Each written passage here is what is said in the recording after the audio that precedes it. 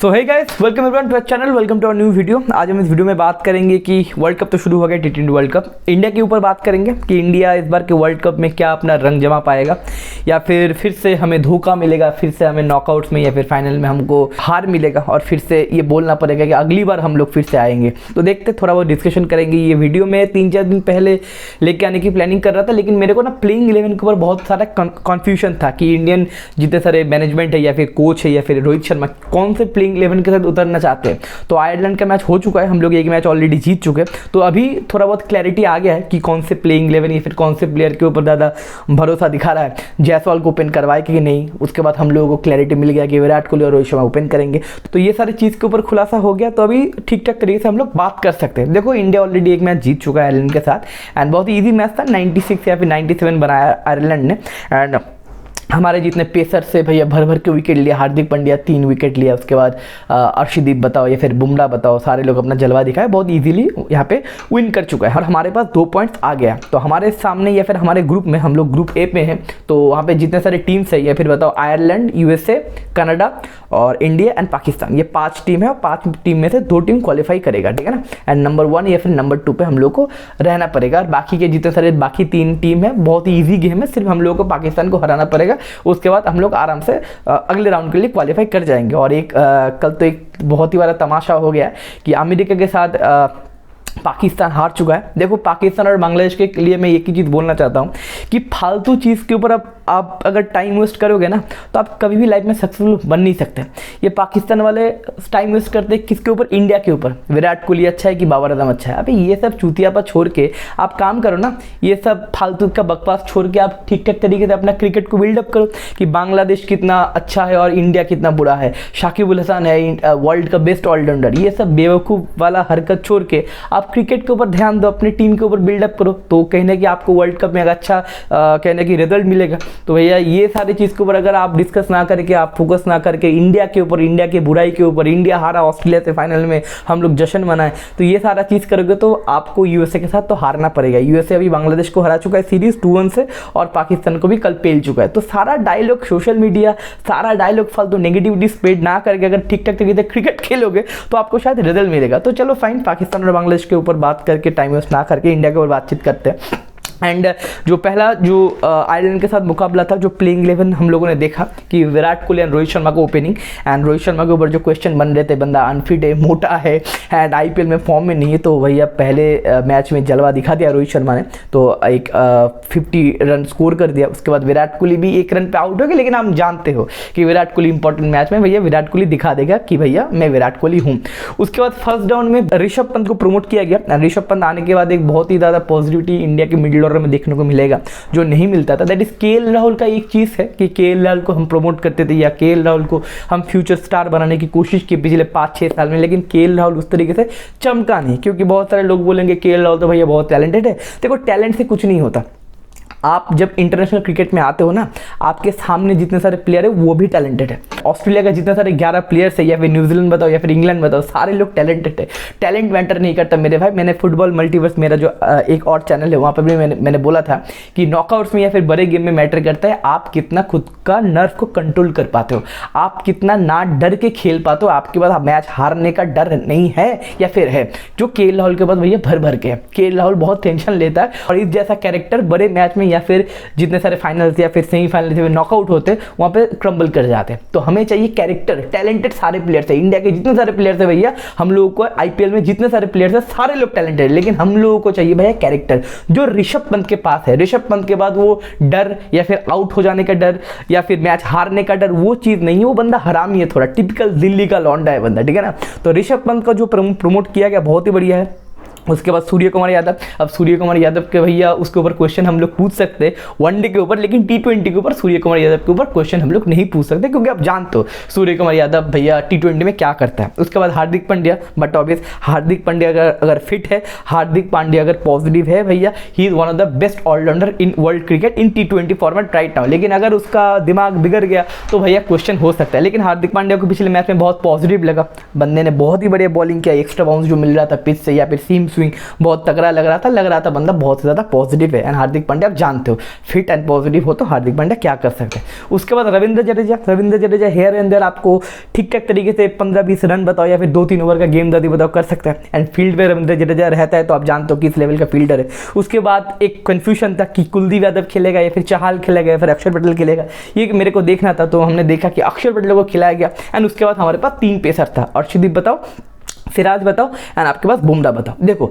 अब main point क्या है, जो ग्रुप स्टेज का मैच है ना वो यूएसए में होगा। एंड यूएसए का पिच आप लोग देखे हो कि बहुत ही घटिया मतलब बॉलिंग पिच है, बैटिंग पिच नहीं। आईपीएल जो देखे 200, 250, 280 वो वाले पिचेस नहीं है मेरे भैया। 80, 90, 100 में भी खेल खत्म हो रहा है, ठीक है ना। तो इस टाइप के पिच में ग्रुप स्टेज का मैच होगा। उसके बाद वेस्ट इंडीज में मूव होगा। वेस्ट इंडीज में किस तरह के पिच मिलेगा ये हमको नहीं पता। स्पिन ट्रैक मिल सकता है या फिर आपका सीम मूवमेंट वाला ट्रैक मिल सकता है या फिर पाटा विकेट भी मिल सकता है। 220, 230 इस टाइप का टैग भी सीपीएल में आप बहुत बताओ, या फिर वेस्ट इंडीज वर्सेज इंग्लैंड बताओ, या फिर वेस्ट इंडीज वर्सेज और भी सीरीज वगैरह हुए तो वहां पे हम लोग देखे थे कि पाटा टैग भी वेस्ट इंडीज में है, तो वहां पर भी हो सकता है। तो उसके बारे में बाद में बात करेंगे। अभी तक मोटा मोटी करके पकड़ लेते कि वेस्ट इंडीज में जितने सारे मैचेस होंगे आफ्टर ग्रुप स्टेजेस वो पाटा ट्रैक में होंगे। क्योंकि आप देखो T20 वर्ल्ड कप बड़े मैचेस होंगे तो वहां पर अगर 120 या फिर 130 बनेंगे तो मजा कैसे आएगा। तो कम से कम वहां पे 180, 190, 200 रन आपको देखने को मिलेंगे। तो ये वीडियो में हम लोग डिस्कस करेंगे कि यूएसए के बाद वेस्ट इंडीज में बैटिंग विकेट पे मैच होगा, उसके ऊपर हम लोग डिस्कस करेंगे, ठीक है ना। तो ग्रुप स्टेज के ऊपर मैं बोलना नहीं चाहता। ग्रुप स्टेज में भैया 1 नंबर पे हम लोग गारंटी रहेंगे। अब पाकिस्तान यूएसए के साथ हार चुका है तो पाकिस्तान को भाई इंडिया को हराना पड़ेगा। अगर यूएसए आयरलैंड को हरा देता है तो भैया पाकिस्तान को जो डायलॉगबाजी है ये डायलॉगबाजी भैया ग्रुप स्टेज में खत्म हो जाएगा और ग्रुप स्टेज से ही उनको अपना अलविदा बोलना पड़ेगा और ये एक्सपेक्ट करना पड़ेगा कि इंडिया वर्ल्ड कप ना जीत जाए। सेमीफाइनल में दूसरे टीम को सपोर्ट करना पड़ेगा, फाइनल में दूसरे टीम को सपोर्ट करना पड़ेगा। खुद का तो भैया औकात नहीं है सेमीफाइनल फाइनल खेलने के लिए। इस तरीके से होगा। तो अगर पाकिस्तान इंडिया से हार जाता है तो भैया पाकिस्तान का टाटा बाय बाय हो सकता है। तो उसके ऊपर हम लोग बात उतना नहीं करेंगे, ठीक है ना, कि फर्स्ट में हम लोग रहेंगे ग्रुप स्टेज में गारंटीड है। लेकिन उसके बाद थोड़ा बहुत डिस्कशन करेंगे ग्रुप स्टेज के बाद जितने सारे आपके टीम से ही बताओ, इंग्लैंड बताओ, न्यूजीलैंड बताओ, वेस्ट इंडीज बताओ, ऑस्ट्रेलिया बताओ, साउथ अफ्रीका बताओ, ये सारे टीम के साथ हम लोग किस तरीके से एंटिसिपेट कर पाएंगे। अगर फॉर्म की बात बताएं तो रोहित शर्मा भैया फॉर्म में है, मतलब आईपीएल में खतरनाक आउट ऑफ फॉर्म था, बहुत सारे क्वेश्चनेबल हो रहे थे फिटनेस के ऊपर, लेकिन पहले मैच में हाफ सेंचुरी लगा दी, वो फॉर्म फिर से वापस आ गया है। विराट कोहली आप जानते हो विराट कोहली के ऊपर चर्चा करके कुछ फायदा नहीं, विराट कोहली अपना औकात दिखा देगा। ऋषभ पंत बहुत ही पॉजिटिव लगा, ऋषभ पंत आईपीएल में भी पॉजिटिव था एंड यहाँ पर भी बहुत ज़्यादा पॉजिटिव है। सूर्य कुमार यादव आप जानते हो T20 में, हार्दिक पांड्या का जो यूज़ है बहुत तगड़ा तरीके से हो रहा है। अक्षर पटेल एंड जडेजा के ऊपर थोड़ा बहुत क्वेश्चनेबल, लेकिन वो लोग हेयर एंड देयर में काम कर देंगे। आप बताओ बैटिंग बताओ, फील्डिंग बताओ, बॉलिंग बताओ, थोड़ा बहुत काम कर देंगे। और हमारे पास जो 3 पेसर है सीम मूवमेंट के लिए आपका सिराज और अर्शदीप और आपका बुमराह आपका स्लो ओवर का काम संभाल लेगा। तो टोटल मिला के थोड़ा बहुत टीम बैलेंस लग रहा है।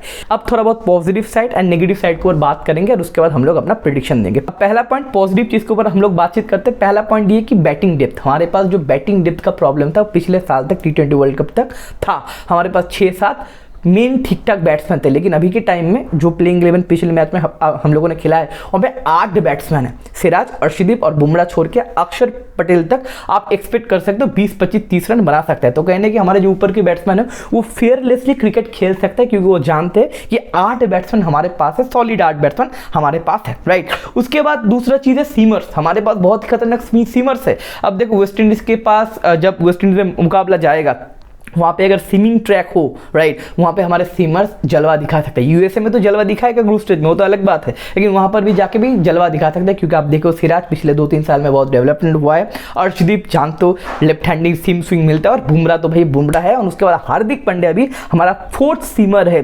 तो स्विमिंग कंडीशन थोड़ा बहुत हो। और एक चीज़ है वेस्ट इंडीज में ना बारिश बहुत होने का चांसेस है, तो ओवरकास्ट कंडीशन मिलेगा बहुत सारे मैचेस में। ये सारे ओवरकास्ट कंडीशन को हम लोग अगर यूज़ कर रहे हैं तो हमारे पास सीमर्स चाहिए और हमारे पास अच्छा खासा सीमर्स है। तीसरा चीज़ ये है कि हमारे मिडिल ऑर्डर में ना left hand right hand combination बहुत ही बढ़िया है। देखो शिवम दुबे का मैंने तो नाम बोलना भूल ही गया, शिवम दुबे, अक्षर पटेल, ऋषभ पंत और आपका रविंद्र जडेजा। तो 4 लेफ्ट हैंडेड 4 राइट हैंडेड, ये अटर लेवल का कॉम्बिनेशन है। तो कोई भी लेग स्पिनर बताओ या फिर ऑफ स्पिनर बताओ जो विकेट टेकिंग स्पिनर से मिडिल ओवर में दूसरे टीम का, वो कभी भी किसी भी मैच में ज़्यादा प्रेशर बिल्डअप नहीं कर पाएगा, स्पेशली राशिद खान या फिर जंपा या फिर अब बताओ शम्सी, ये सारे जो विकेटिंग स्पिनर है मिडिल ऑर्डर में हम लोग को ज़्यादा डरा नहीं पाएगा, क्योंकि हमारे पास ये left hand right hand combination है। हम लोग चार्ज करने के लिए किसी भी लेफ्ट हैंड बैट्समैन को हम लोग प्रमोट कर सकते हैं, अक्षर पटेल या फिर शिवम दुबे को काउंटर अटैक हिसाब से हम लोग खिला सकते हैं। और ये भी चीज़ है कि मिडिल ऑर्डर में जितने सारे बैट्समैन है वो वनडे का बैट्समैन नहीं है भाई, वो उनके पास T20 का इंटेंट भी है। अब ऋषभ पंत बताओ, सूर्य कुमार यादव बताओ, या फिर शिवम दुबे बताओ, या फिर अक्षर पटेल बताओ, ये सारे लोग आईपीएल में T20 में बहुत सालों से खेल रहे और उनके पास T20 का इंटेंट भी है। तो कहना कि 8, 9, 10, 12 करके रन रेट हम लोग आराम से पेल सकते हैं। लेकिन आप बोलोगे कि पॉजिटिव पॉइंट सिर्फ है, नेगेटिव पॉइंट कुछ नहीं है भैया, नेगेटिव पॉइंट भी बहुत खासा है जो मुझे लगता है कि नॉकआउट में हम लोग को परेशान कर सकता है। पहला negative point that is wicket taking spinner. देखो भैया, मिडिल ओवर में अगर आपके पास विकेट टेकिंग स्पिनर नहीं है, आप T20 में या फिर व्हाइट बॉल क्रिकेट में आप मैच जीत ही नहीं सकते। और हमारे पास भैया एक भी विकेट टेकिंग स्पिनर नहीं है। अक्षर Patel is not a wicket taking spinner. Ravindra Jadeja आप जानते हो विकेट टेकिंग स्पिनर कौन होता है, जो लेग स्पिनर होता है या फिर चाइना मैन होता है। हमारे पास है चहल है, कुलदीप है, हम दोनों को खिला सकते हैं। लेकिन प्रॉब्लम क्या है, प्रॉब्लम है बैटिंग डेप्थ हम लोगों का प्रॉब्लमेटिक हो जाएगा। तो दैट्स अ पॉइंट कि हमारे पास विकेट टेकिंग स्पिनर नहीं है, लेकिन हम लोग अगर खिला पाएंगे या फिर खिलाने का प्लान कर रहे तो हमारे पास वो बैटिंग ऑर्डर का सेक्रीफाइस करना पड़ेगा। सेकंड चॉइस क्या है, सेकंड चॉइस है भैया, हमारे बहुत सालों से ये प्रॉब्लम है, बैट्समैन हमारे बॉल नहीं कर पाते। हमारे पास जो सहवाग या फिर सचिन या फिर सौरभ गांगुली या फिर युवराज सिंह, ये सारे लोग बैट्समैन, प्योर बैट्समैन भी 2-3 ओवर आराम से बॉल कर पाते थे। अगर 50 ओवर की बात करें तो 5-6 ओवर बॉलिंग कर पाते थे। इसलिए कहने की बैटिंग डेप्थ हम बढ़ा पाते थे, लेकिन वो नहीं कर पा रहे। क्यों?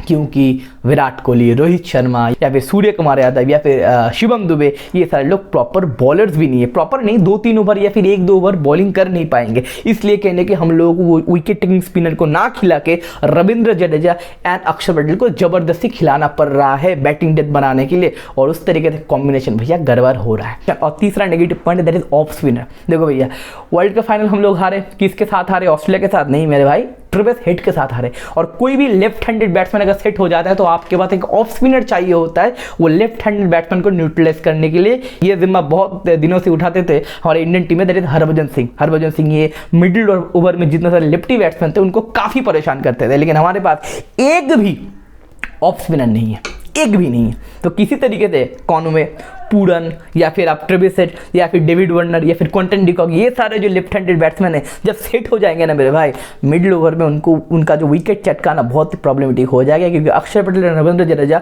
दोनों ही लेफ्ट हैंड स्पिनर है, और दोनों के साथ ही मैचअप नहीं बनेगा और वो लेफ्ट हैंडेड बैट्समैन हमें खोल सकता है। अब देखना पड़ेगा ये 3 प्रॉब्लम का सॉल्यूशन कैसे करते हैं और कैसे एंटिसिपेट होता है। अभी अगर प्रेडिक्शन की बात बोले तो मुझे लगता है, it's my point of view, मैं इंडियन फैन बट ऑब्वियस, लेकिन जब प्रेडिक्शन देना है तो क्रिकेट को समझ के थोड़ा बहुत न्यूट्रल आपको प्रेडिक्शन देना पड़ेगा। तो मुझे लगता है will go for the semifinal, लेकिन सेमीफाइनल के आगे मेरे को नहीं लगता कि हम लोग बढ़ पाएंगे, क्योंकि ये जो 3 पॉइंट्स है ये काफ़ी खतरनाक पॉइंट्स है। ये 3 प्रॉब्लम्स का सॉल्यूशन शायद हमारे पास नहीं है। तो मुझे लगता है कि सेमीफाइनल तक हम लोग खत्म हो जाएंगे, सेमीफाइनल तक हम लोग क्वालिफाई करेंगे। ये चीज़ मैंने ये प्रिडिक्ट करके कि वेस्ट इंडीज़ का जितने सारे पिचेस होंगे वो बैटिंग पिचेस होंगे। अगर वो स्पिन पिच हो गया तो भैया कंडीशन मामला पलट सकता है। तो देखना पड़ेगा, होप फॉर द बेस्ट। मैं चाहता हूँ कि मेरा प्रेडिक्शन गलत हो, हम लोग वर्ल्ड कप फाइनल में जाए और वर्ल्ड कप फाइनल जीते। और ये चीज़ बहुत डिपेंड करेगा पिच के ऊपर कि वेस्ट इंडीज में नॉकआउट में पिचेस कैसा होगा, नॉकआउट मतलब ग्रुप स्टेज के बाद पिचेस कैसा होगा। तो देखते मिलते हैं आने वाले वीडियो में। एंड अगला मैच हमारा इंडिया पाकिस्तान का है, तो प्रीव्यू रिव्यू आपको मिल जाएगा। तो मिलते हैं आने वाले वीडियो में। टेक केयर, बाय बाय, जय हिंद।